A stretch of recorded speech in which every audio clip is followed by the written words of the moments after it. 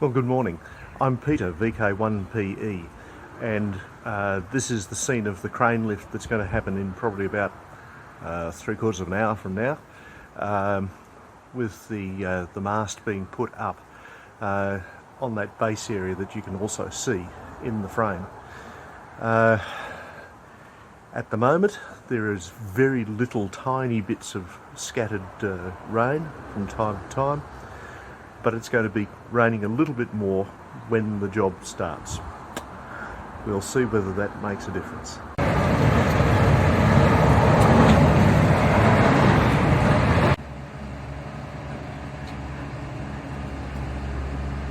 A Tadano GR200EX from R&R Cranes in Canberra, the old Rumbles. Notice the all-wheel steering.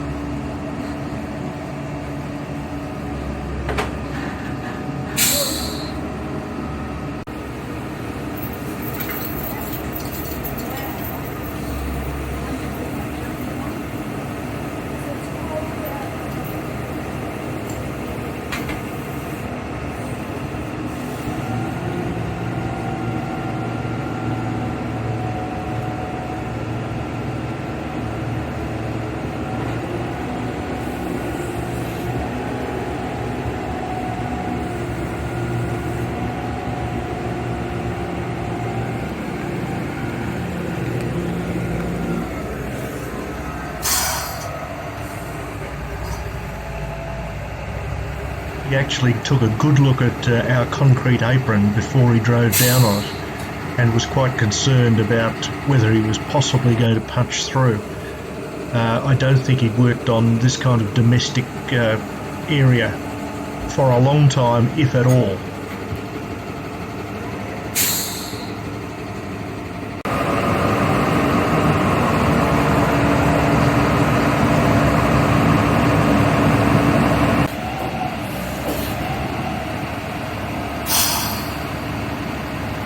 Use the pistons at the end of the outriggers to level the whole crane.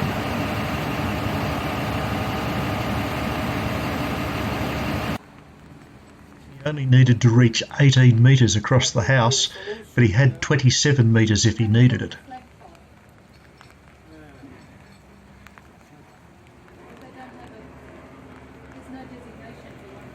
You see the rigger on the right, and on the left is my son Stephen, who is an engineer. The flagpole? Yeah. That's it, yeah.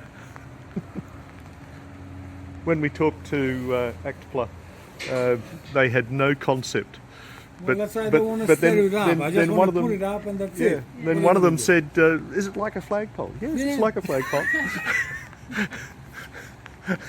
That's what I read. That's what people do, flag grab.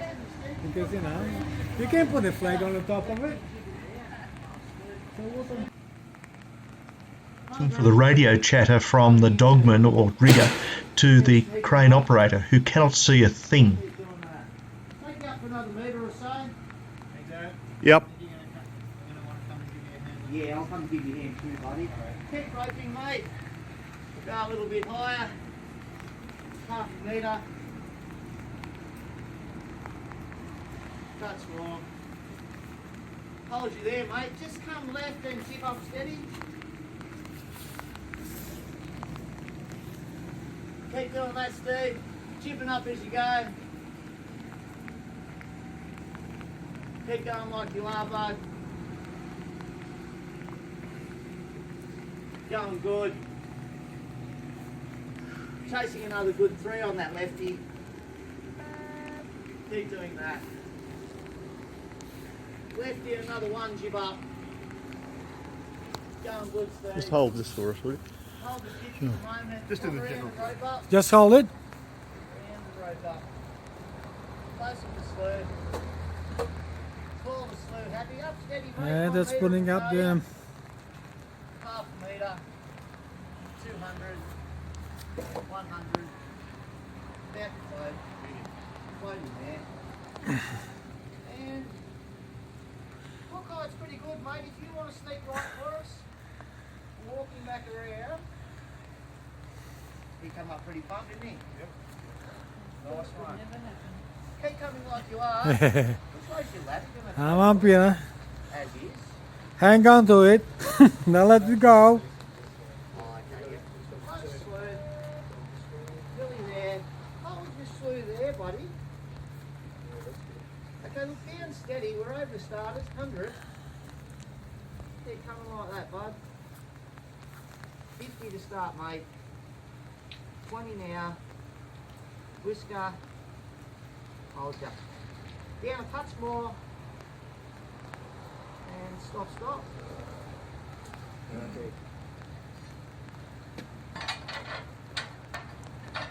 They're paying for their expertise rather than the amount of time it actually takes for the job. And here is where we start to put the swaging plates and the top nuts on and really tighten it down.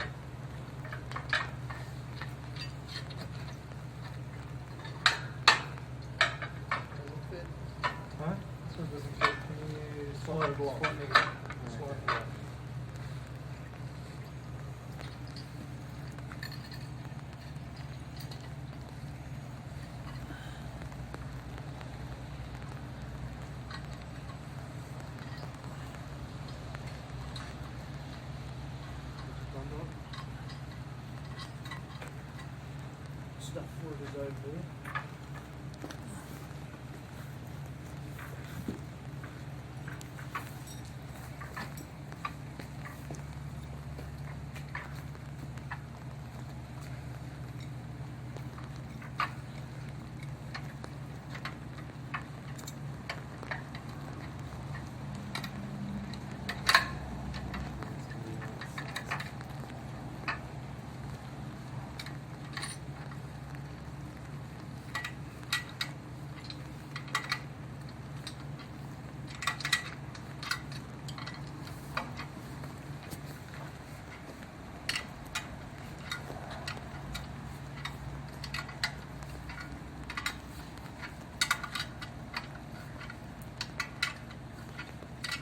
That was quick. That was good.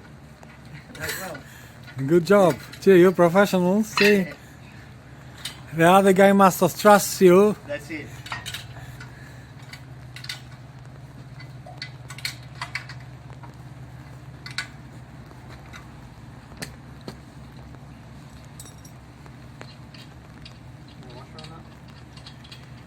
There's the other washer is on here.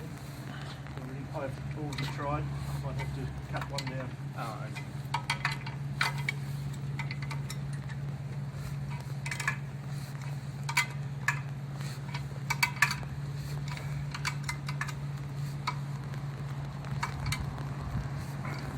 There we go there.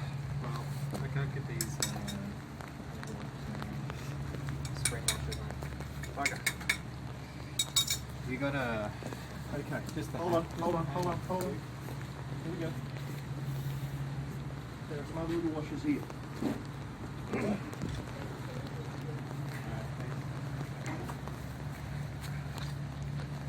The white board that you see there is what I used to transfer the actual position of the pins into the concrete to the base of the tower and be able to then drill those holes out. This way I had ground truth before the tower was even in place. Of course, we couldn't waste time on that day.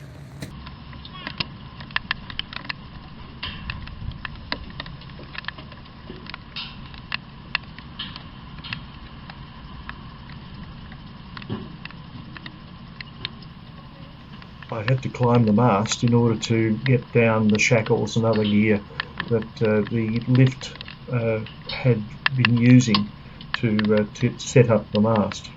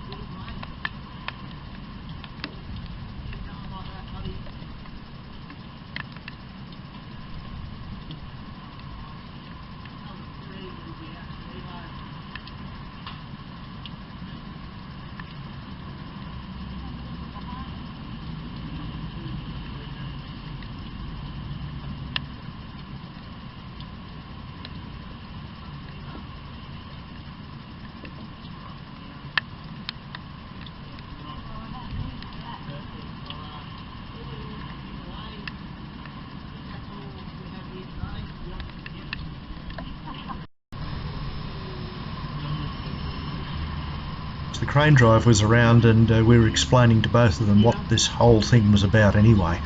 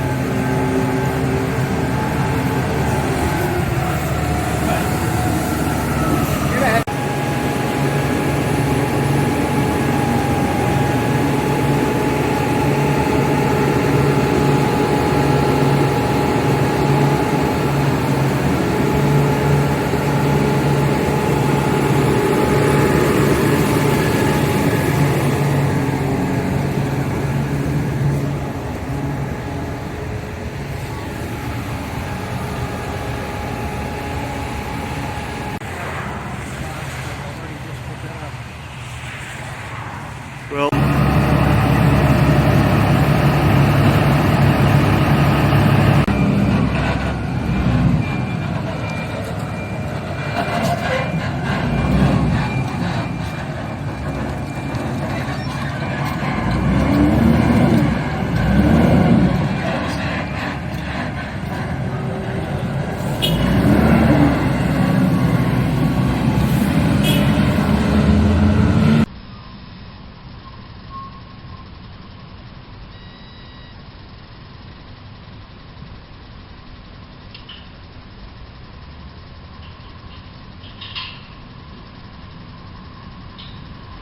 a little later on that first day, I had to climb the mast in order to put a plumb bob line down.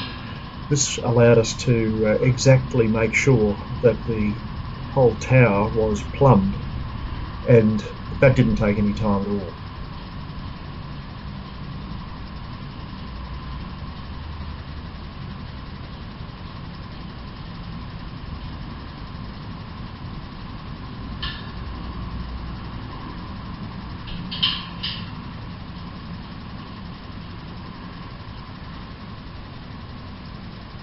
Towers before, and I don't get vertigo, but I can tell you I do always make sure that I have at least one hand and 2 feet or something like that connected to the tower at any one time, and I was using climbing gear that Stephen had rigged up for me.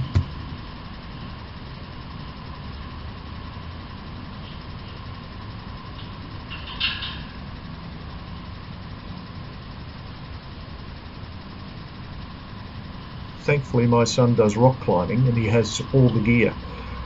My first attempt at using my my setup didn't quite work, so I had to resort to using a second belt and his climbing gear, which thankfully was close to hand.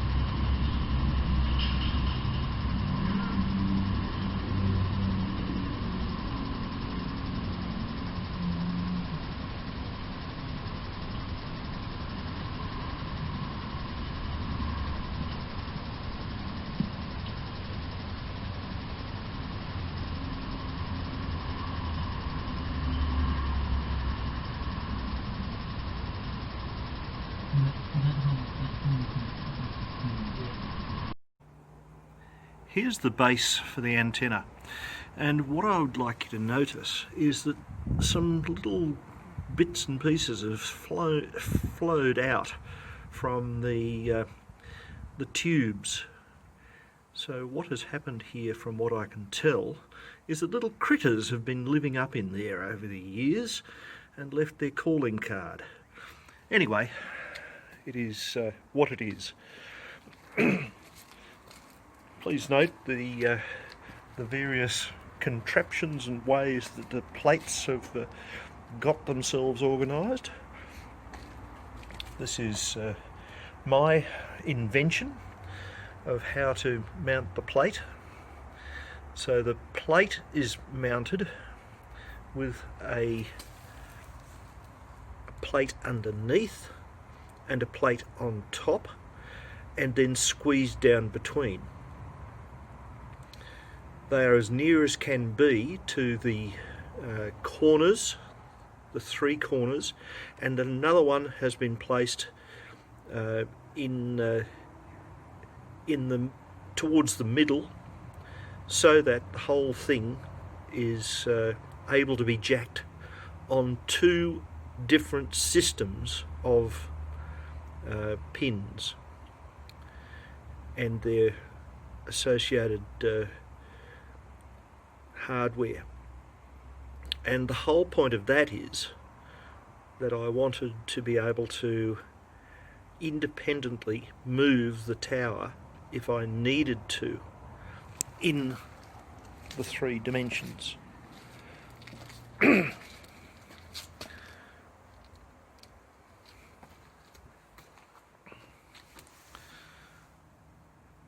So I'm going to be able to, if necessary, change washers, and in fact I will have to change some washers, and I can do that by simply undoing one of the two on each side and then changing the washer over. I will have to do a little bit of rearranging here, because the washers that I had available to me were very wide. I wanted the pins to be as close as they could practically be to the tower itself. You can see those fillet welds that have been done between the base and the plate. And then there's also on each side a hole, supposedly to allow water to flow out, but I think that in fact it would still lie there a little bit and then evaporate later.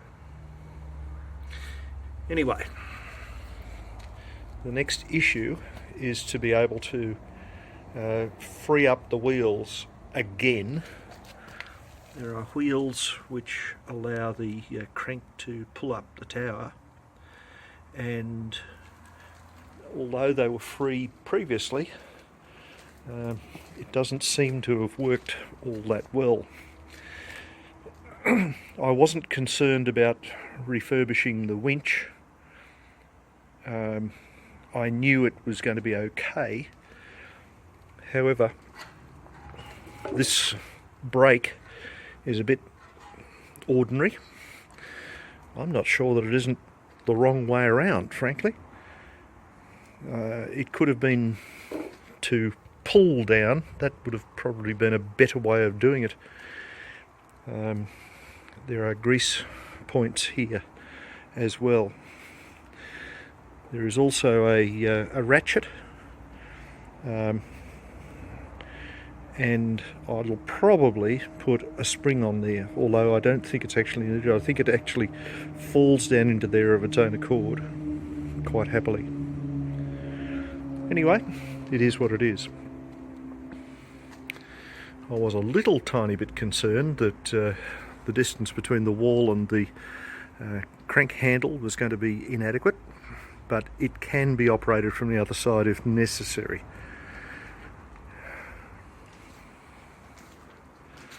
My son and I decided that we would have a go at getting the tower to raise a little earlier, and I think that the wheels have gone seized again after I had refurbished them. Anyway, there we are. Well, that's an earth stake in the ground, and it's that long. That's its brother, and that's where the hammer is. And behind here is the aluminium foil, which has been there since the very first day of laying bricks on this house, and it runs to the shack. So that aluminium foil will be connected to the earth stake as well. So what's going up on the mast? In this case it's a TET Antenna Systems 4-band 7, 14, 21 and 28 meg antenna. It's going to have a little bit of tender loving care given to it in the not too distant future. It came to me for free basically. Thank you very much for that to one of my amateur radio colleagues. There'll also be, if you look closely enough, a 2-metre antenna.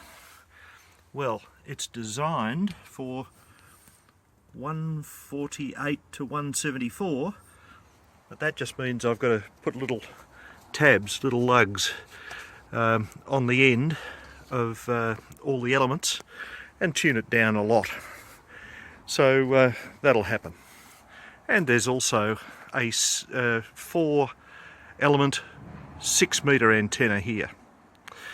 Bits of cable lying around, some fairly high strung cable, and that will be going up to the top of the mast, and then tags beyond that.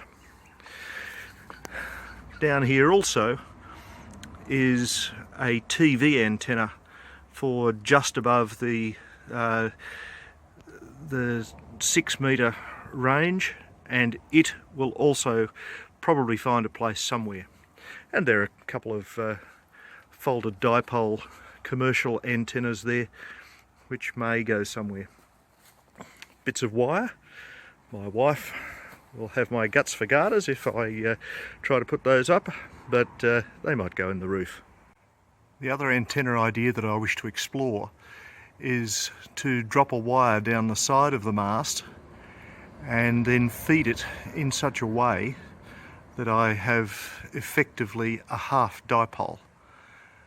So we will see whether that comes off. And of course there's also the vertical over here. Now it's not exactly east-west with the mast. It's in fact cunningly put in such a way that the mast becomes effectively a reflector for that extra vertical on the long path to Europe.